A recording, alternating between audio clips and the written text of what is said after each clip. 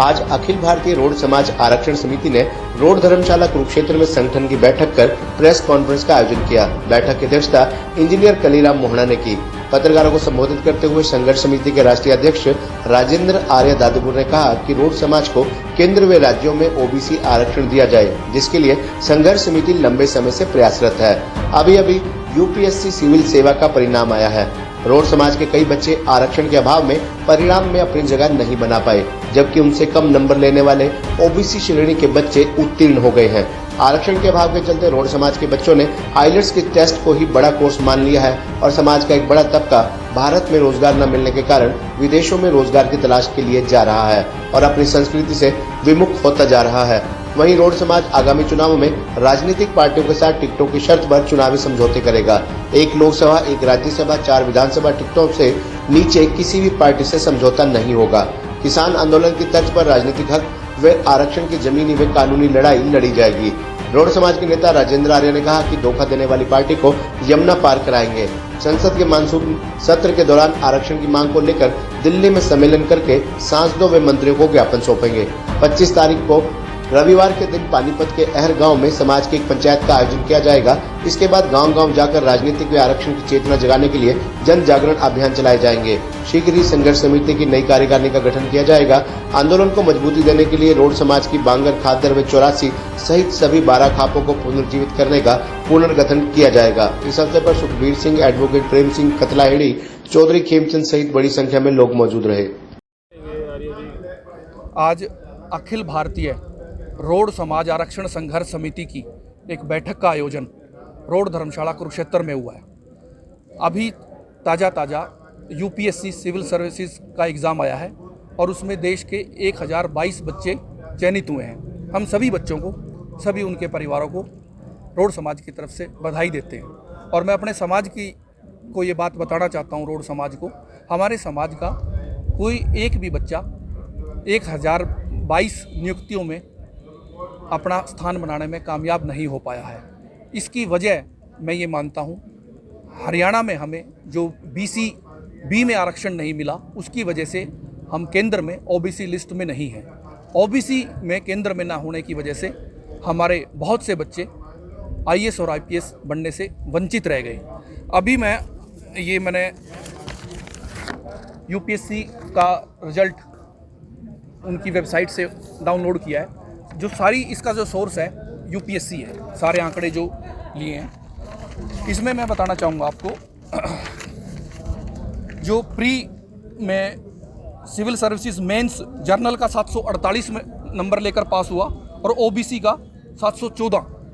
OBC के जो बच्चे हैं वो 34 नंबर कम लेकर जर्नल से उत्तीर्ण हुए हैं और फाइनल में जो जर्नल की कट ऑफ लिस्ट गई है वो 960 गई है, ओबीसी की 923 गई है और 37 नंबर का जो डिफरेंस रहा है। हमारे समाज के, रोड समाज के 72 बच्चे ऐसे रहे जो अगर ओबीसी में होते तो वो प्री क्वालिफाई 72 और कर जाते। आज है रोड समाज हरियाणा का, वो जागरूक अगर होगा तो एक ऐसा क्राइटेरिया भी है, जो जाति देश के किन्हीं 3 राज्यों में बीसी लिस्ट में है वो सेंटर में ओबीसी बनने का एक क्राइटेरिया फुलफिल कर लेती है। हमारी रोड जाति उत्तराखंड में और यूपी में बीसी में है। अगर हम हरियाणा वाले संघर्ष करके यहाँ बीसी बी में अपना स्थान बना लेते हैं तो पूरे देश का रोड जो समाज है वो सेंटर की ओबीसी लिस्ट में आ जाएगा। रणनीति क्या रहेगी? रणनीति ये रहेगी, अभी मानसून सत्र जो लोकसभा का है दिल्ली में, उस दौरान हम बड़ी मीटिंगें करेंगे और दिल्ली में भी एक मीटिंग करेंगे और वहाँ सांसदों को और जो बीसी आयोग के जो चेयरमैन हैं उनको ज्ञापन देंगे और कोशिश करेंगे हम देश के गृह मंत्री से इस मामले पर समय मांगेंगे उनसे बैठकर। प्रदेश में किस तरह अभियान चलेगा? प्रदेश में हम जन जागरण अभियान चलाएंगे, गांव-गांव में घूमेंगे, गली-गली में घूमेंगे और लोगों को अपने हकों के लिए जागृत करेंगे। राजनीतिक भागीदारी वाली जो आपने बात कही, लोकसभा विधानसभा, आज तक हमारे देश का कोई भी रोड समाज का कोई आदमी लोकसभा और राज्यसभा में नहीं पहुंच पाया है। देश 1947 में आज़ाद हुआ था। मैं समझता हूं कोई भी जाति ऐसी हिंदुस्तान में नहीं है जिस जाति का प्रतिनिधि लोकसभा और राज्यसभा में नहीं गया, पर आज़ादी के बाद आज भी हमारा रोड समाज गुलाम है, क्योंकि सरकारों ने हमारे समाज के किसी प्रतिनिधि को लोकसभा और राज्यसभा में नहीं भेजा है। हमें राजनीतिक साजिश के चलते हमारे हलकों को भी रिजर्व किया गया, हमारे नीलोखेड़ी हलके को, इसराना हलके को रिजर्व किया गया, और हमें उचित जो हमारा बनता राजनीतिक हक है वो नहीं दिया गया। अब हमने रोड समाज ने ठाना है एक लोकसभा, एक राज्यसभा, 4 विधानसभा टिकट न देने वाली पार्टी को यमुना पार पहुंचाना है। हम अपना जो आंदोलन लड़ेंगे वो किसान आंदोलन की तर्ज पर लड़ेंगे, और हमारे रोड समाज के जो गांव है वो सोनीपत से लेके और शाहबाद तक जीटी रोड पे है। तो समाज में इतनी जागृति होनी चाहिए। हमारा राजनीतिक हक मारने वाले लोगों को हम अपनी सड़कों पर चलने नहीं देंगे। खुलेआम डाका अपने हकों पे बर्दाश्त नहीं करेंगे किसी भी तरीके से। बड़ी लड़ाई लड़ेंगे।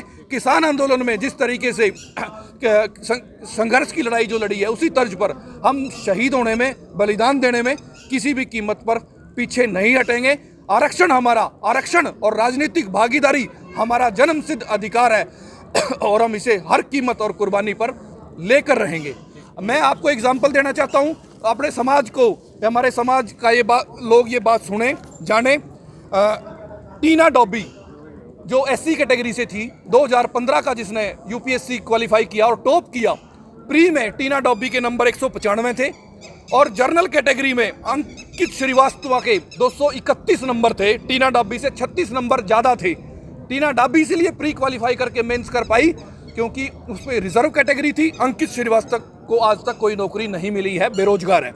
तो हम अपने राजनीतिक हकों की लड़ाई लड़ेंगे। हमारे समाज के 1200 एकड़ जमीन सरकार ने ली है, पर दुर्भाग्य की बात है किसी भी संस्थान का नाम जगत गुरु स्वामी ब्रह्मानंद जी के नाम पर नहीं रखा गया है। चाहे वो कुटेल में कोई मेडिकल यूनिवर्सिटी की बात हो, चाहे वो संस्कृत यूनिवर्सिटी मुंदड़ी की बात हो, चाहे फतेहपुर में आयुष कॉलेज की बात हो, चाहे खेड़ी रामनगर में नर्सिंग कॉलेज की बात हो। 1200 एकड़ से ज़्यादा हमारे समाज के लोगों ने सरकार को दिया है और इंस्टीट्यूट बनाने के लिए दिया है, पर सरकार को चेतना चाहिए। हम इस बारे भी मुख्यमंत्री जी को ज्ञापन देंगे, और इस संघर्ष की लड़ाई को मजबूत करने के लिए रोड समाज की जो 12 खापें थी, जिनमें 84 खद्दर और बांगर सहित जो 12 खापें हैं, उनका पुनर्जीवित करके उनका पुनर्गठन करेंगे। गांव में जाएंगे, बड़े बड़े गांव में, और चौधरियों को वहां पगड़ी बांधकर खापों का पुनर्गठन करके उनको लड़ाई लड़ने के लिए उनको मजबूती देंगे। और मैं ये भी बताना चाहता हूं आपको, इसमें रिजर्वेशन में जो है वर्टिकल रिजर्वेशन है।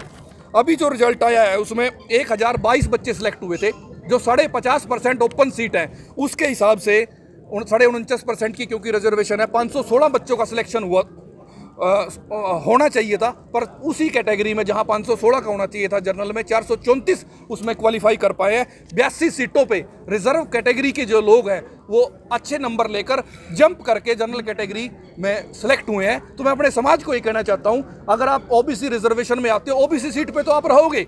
अगर आपका बच्चा कोई अच्छा नंबर लेकर आता है तो जनरल की सीट पे भी आपकी दावेदारी बनती है। इन्हीं बातों को लेकर राजनीतिक हकों की और आरक्षण की लड़ाई के लिए हम गांव-गांव जाएंगे। ये महाअभियान है।